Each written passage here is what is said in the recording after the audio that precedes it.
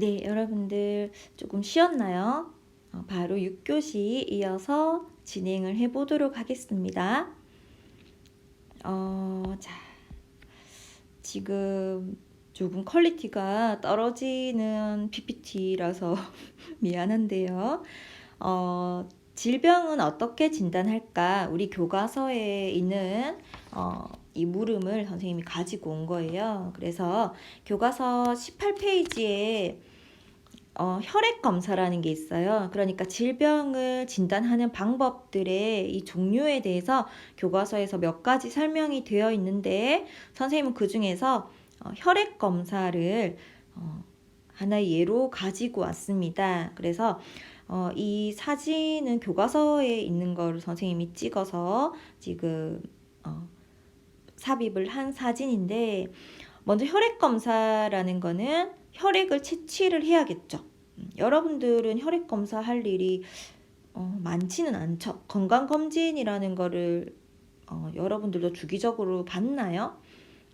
선생님은 학창 시절에는 건강검진을 따로 받진 않았던 것 같고, 직장인이 되면서 주기적으로 의무적으로 건강검진을 받기 시작한 것 같은데, 아직도 혈액 검사를 하러 갈 때는 좀 무서워요.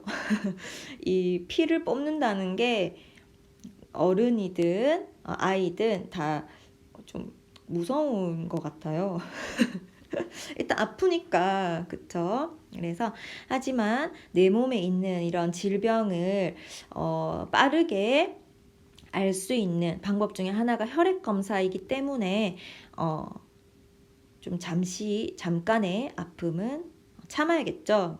자, 어쨌건 지금 여기에 보시면 혈액을 채취한 걸 사람이 이제 들고 있는 사진인데, 자, 혈액 검사는 어떤 식으로 이루어지는지를 먼저 보기 전에 우리 혈액의 구성을 한번 볼게요.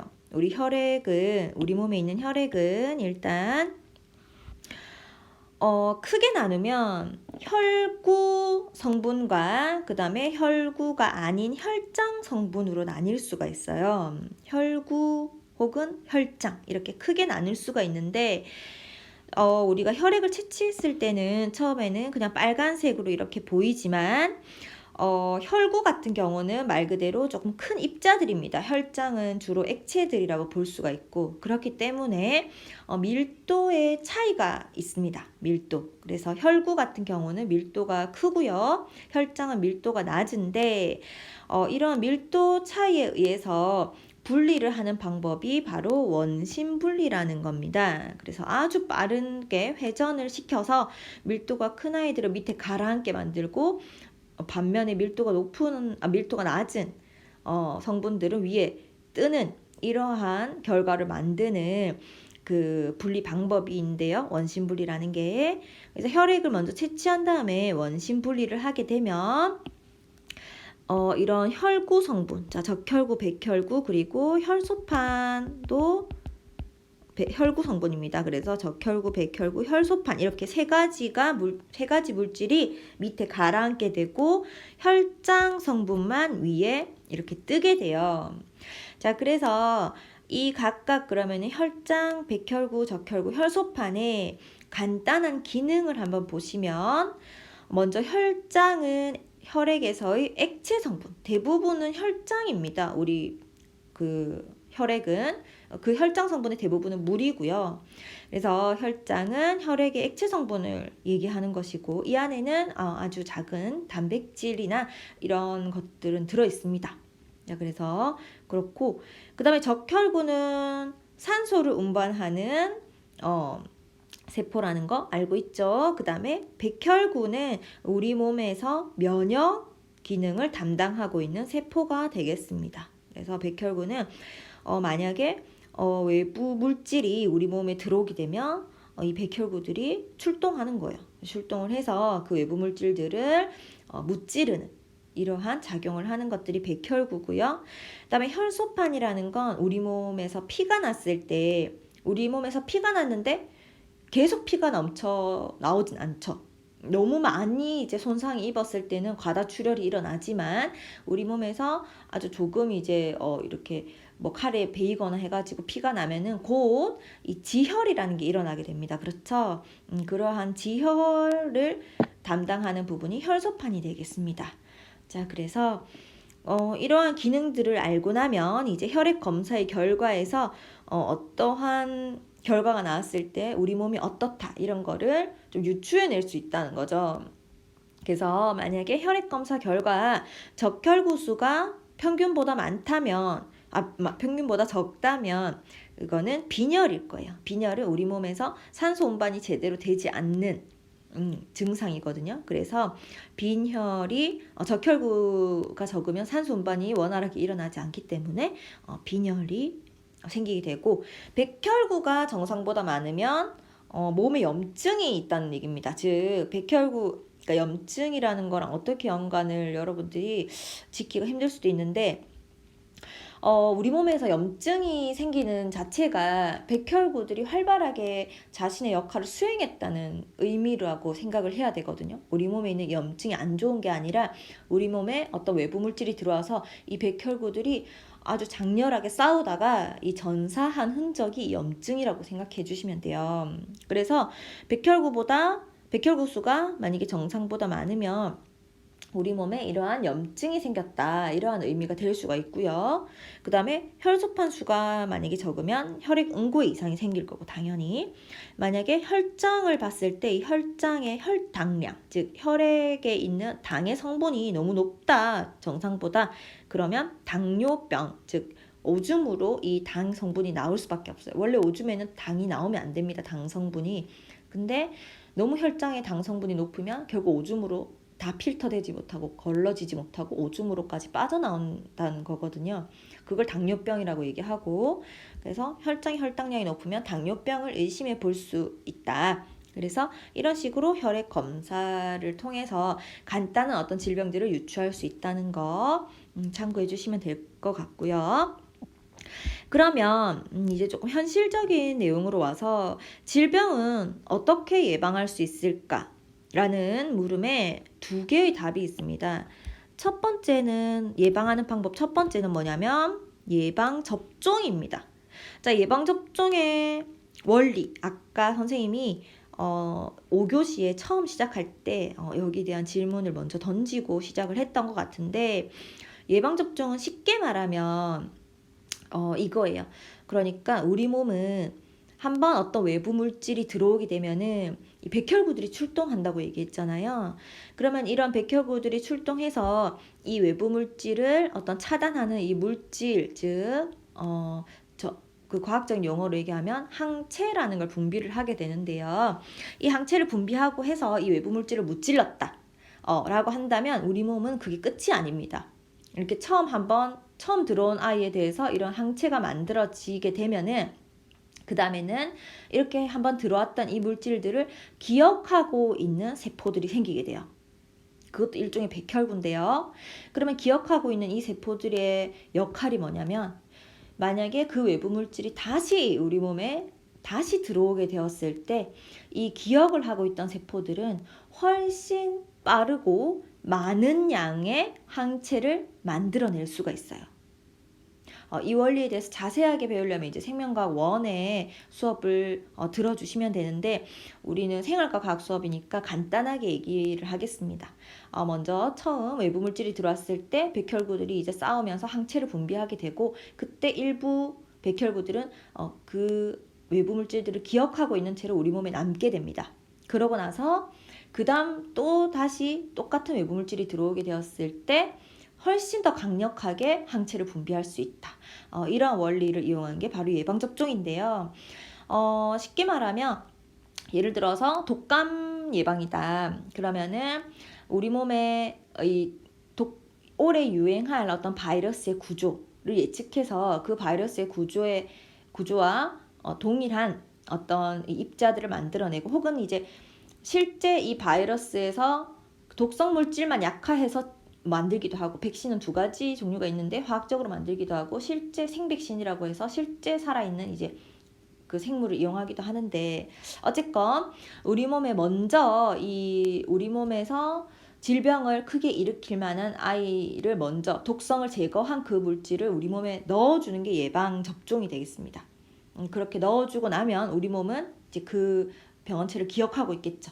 그러고 나서 실제 그 병원체가 우리 몸에 침입을 했을 때 아주 강력하게 항체를 분비해서 그 병원체의 활동을 막아버리는 이러한 원리를 이용한 게 예방접종이 되겠습니다. 자, 지금 현재 코로나19 백신에 대한 예방접종이 굉장히 지금 화두로 떠오르고 있는데 2월 26일을 시작으로 우리나라에서 백신 접종이 시작이 된 건 알고 있죠, 여러분들. 근데 모든 국민들이 다 맞을 수 있는 건 아니고 어떤 그 병원에 있는 종사자들이라든지 65세 이상의 요양원에 종사하는 사람들 이런 식으로 조금 어떤 위험도가 높은 사람들부터 순차적으로 이 접종을 시작하게 되었어요. 그래서 선생님 남동생이 지금 물리치료사인데 남동생도 병원에서 단체로 2월 26일에 이 코로나19 백신을 맞았다고 하더라고요.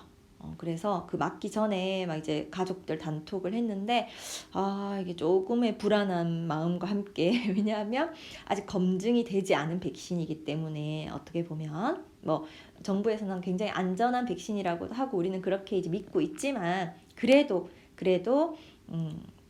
이제 처음으로 우리나라에서 접종이 시작되는 이 백신이기 때문에 어느 정도의 조금의 걱정과 한편으로는 이 코로나19가 조금씩 이제 우리의 어떤 생활에서 사라질 수 있겠다라는 이 희망이라는 게 생긴 것 같아요.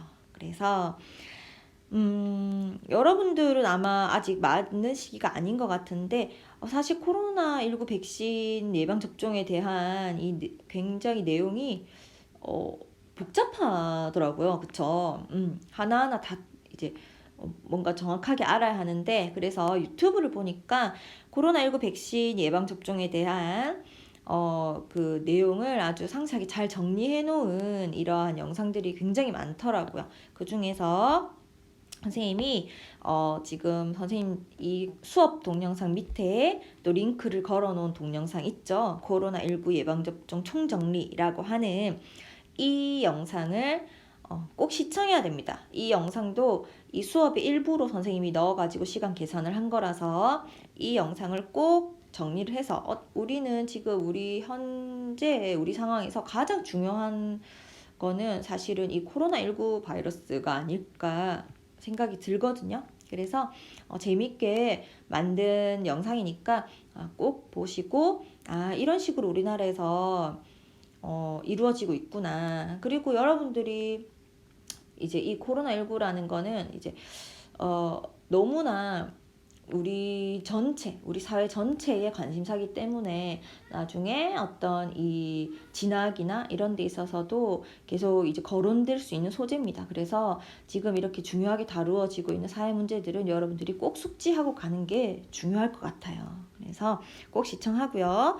선생님이 지금 소개해주고 싶은 건 코로나19 백신 및 예방접종 안내에 대한 어떤 사이트가 있더라고요. 그래서 이 사이트를 한번 들어가 보면 자 이런 식으로 예방접종 실적의 총 현황이라든지 그 다음에 뭐 접종 이렇게 시작됐고 그 다음에 질병관리청에서 만든 어떤 영상들 뭐 이런 질본 영상들이나 이런 여러분들이 관심 있게 볼 수 있는 이러한 내용들이 굉장히 많더라고요. 그래서 코로나19 예방접종을 왜 해야 하는지부터 해서 뭐 언제 어디서 하며 이런 이 많은 질문의 이 빈도가 높은 질문들에 대한 대답들도 이런 식으로 적어놨고 해서 관심 있게 한번 보시면 좋을 것 같아서 선생님이 또 소개를 해주는 겁니다.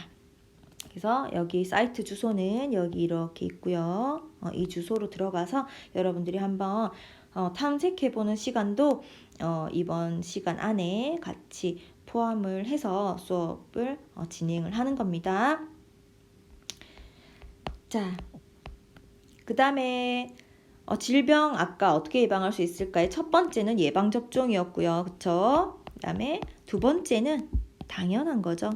개인 위생이 되겠습니다. 그래서 개인 위생 중에 첫 번째는 일단은 손 씻기입니다. 그렇죠. 그래서 여러분들 손 씻는 방법 다 알고 있겠지만 선생님이랑 다시 한번 찬찬히 한번 보면은 일단은 손바닥을 마주대고 문질러주고 문질문질. 그 다음에 손등 손바닥을 또 이제 마주대고 문질문질. 어떤 그림을 보면 뭔지 알겠죠? 손바닥을 맞닿거나 혹은 이제 손등과 손바닥을 이렇게 맞닿아서 문질문질. 그 다음에 손바닥을 마주대고 손깍지 끼고 또 문질문질. 그 다음에 손가락도 마주 잡고 문질문질.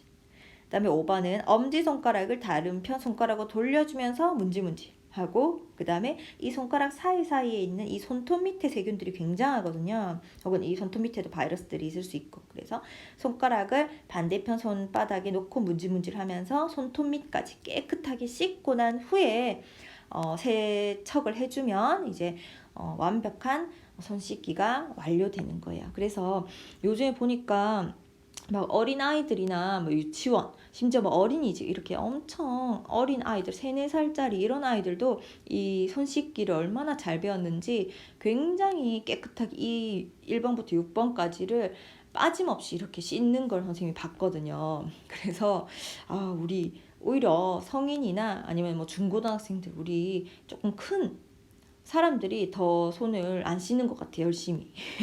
그래서 이렇게 깨끗이 자신의 위생 관리를 했을 때 질병을 예방할 수 있다는 거.